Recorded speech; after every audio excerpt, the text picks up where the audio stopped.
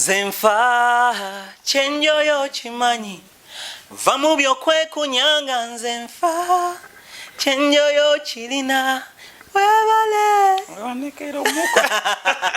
yo mugama mutawagana bange, it's your boy Victor's Ginger Boy Oliku SMX Media, and keep it up, don't change the dial.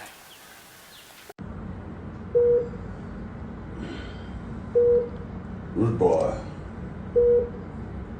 Oh God, I don't know where to start my language, but everything happens exactly on God's own time. When the time comes, it has come. Good boy, if you not go heaven, call me Nama. You will go to heaven and will sit down in the presence of the angels. We eat together. And what the heck are making on why? Your life will never change. What people will be talking about today is how come Ibu and P-Square, they are not the same parents. When I tell you, parents don't come. Kitalo nnyo kitalo ddala. Ekiro ekyakeesezza olunaku olw'eggulu amawulire gaabuutikidde ensi yonna ag'okufa kwa Mr. Ibu. Naye oluvannyuma lw'okufa kwa Mr. Ibu, bantu bangi balese bawuniikiridde olw'ebyo ebiri mu kubeera nga bitambuzibwa. Mr. Ibu nga tetunaaba kubeera nga tugenda na maaso, ebigambo bye ebyasembyeyo oba ojjukira bulungi nnyo Katolo bwama ebigambo bye almost ebyasembayo ng'ali kumpi okufa, n'avaayo n'agamba Honorable Muhammad Nsereko, oli mukwano gwange nnyo era weebale nnyo, n'avumirira abantu bonna abataamuyamba, naye n'asiima nnyo Muhammad Nsereko. Era ebyo byonna bye yamuyisa mu kugamba, n'alaga okusiima kwe eri Muhammad Nsereko ng'akyogera mu lwatu, naye n'agamba ensi yonna nga Muhammad Nsereko wali mukwano gwe owannama ddala. So ne Mr. Ibu nga saawa ntono nga tannaba kubeera ng'afa, yalese recordings akatambi akabadde ku social media platforms ez'enjawulo, mwaka akatambi ng'asiima nnyo omuyimbi Rude Boy. Ono Rude Boy y'omu ku yali ba P-Square, kwaliko Peter Nepo, kati omulala n'agetinga mu bibyo bayawukana, ono n'asigala nga ye Rude Boy. Nera ye yakubanga ennyimba ze mwasinganga okulaba, ono eyalina enviiri oba eyasibiranga enviiri, ng'ogyeko oli eyasala enviiri. So yagambye mu katambi kaneeno, Mukama Katonda anjogera ebigambo bineno nga nsiima Rude Boy olw'ebyo byazze nga nkolera, era waalifa n'atatuula ne bamalayika mu ggulu amuligamba amu ya Mr. Ibu nalimba, naye ndi 100% sure amu ya Rude Boy wanaafa ajja tuula ne bamalayika olw'omutima gw'omulungi, era n'amusabira emikisa n'abantu okusigala nga bamwagala. Byeke katambi oba bye bigambo bye ebyasembyeyo ebya Mr. Ibu nga tannaba kubeera nga nfa. Mr. Ibu ki ekyamusse? Mr. Ibu yafiiridde ku myaka 62. Mr. Ibu ebyamusse bibadde bingi nga biwerako. Ekisookera ddala yaweebwa obutwa, neera nakolerako solo omwaka oguwedde nga Mr. Ibu olubuto luzimbye okusinziira, yes ye nga omusajja munene, ne wali olubuto lwali luzimbye nga lutumbiridde ddala.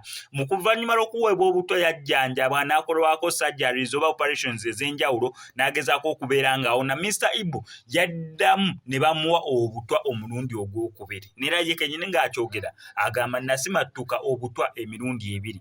Ng'oggyeko eky'obutwa, yali yakadivoosinga ne mukyala we oli eyasooka, ensasagge nga weeri eya mukyala we okubeera nga yagenda ne savings ze zonna, so nga takyalina bulungi nnyo ssente, n'awasa omukyala omulala. Omukyala omulala gwe yawasa ensasagge eyamuliko yamu-accusing okubeera nga Mr. Ibu yeebaka ne muwala we.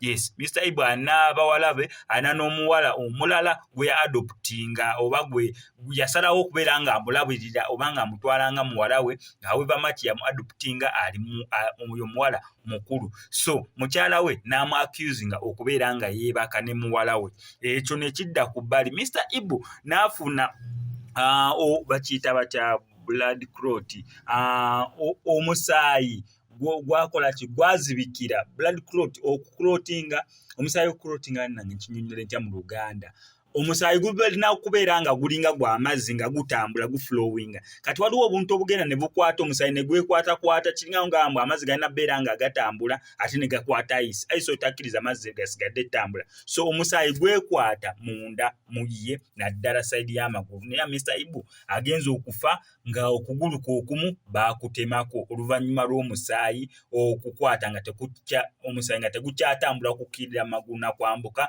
ng'ekirina okukolebwa kusalibwako kigere. So Mr. Ibu afiiridde mu bulumi obw'enjawulo oluvannyuma lw'okugetinga surgeries oba operations eziwerera ddala 7 nga ye ne family ye baliwo obutakwatagana. However much muni abiri ebya mukyala we okumwakirizinga ne muwala we bo baali baddamu okubeera nga bakwatagana, naye mukyala we abaddengawo mu ddwaliro okubeera nga amujjanjaba. N'obutambi obulala obusembyeyo nga tanakubeera nga afa bulaga mukyala we ng'alaga ali mu kubeera nga amujjanjaba n'okumufiidinga nga mufiidinga. Kankutereko obutambi obwasembeddeyo ddala nga Mr. Ibu tanakubeera nga afa. So kola last moment z'omukulu Mr. Ibu byonna bye bino. Naye nga sinabeera nga mbikuterako kankusaba mbi subscribing nga ku SMX Media tujja kubeera nga misinga updates naddala nga zino. This is lunch, okay? You are eating lunch now, okay? And your wife is feeding you. Your wife. Eh? Hello, baby. Yes, very well. Your wife. Do you enjoy your wife feeding you? Eh? Forever. Good.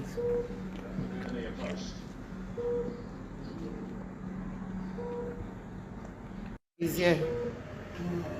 I'm coming to give you your food, okay? Eh? Your food is here. Okay?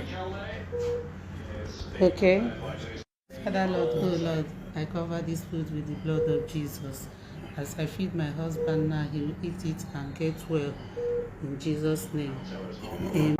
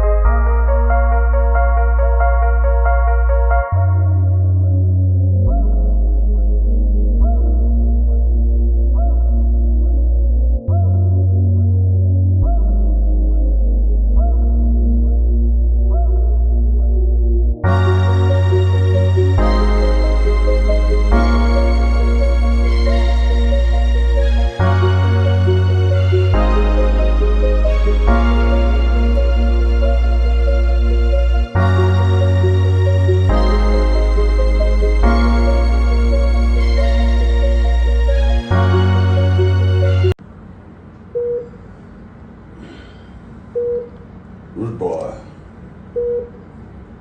Oh God. I don't know where to start my language. But everything happens exactly on God's own time. When the time comes, it has come. Good boy. If you not go heaven, call me Nama. You will go to heaven and will sit down in the presence of the angels. We eat together.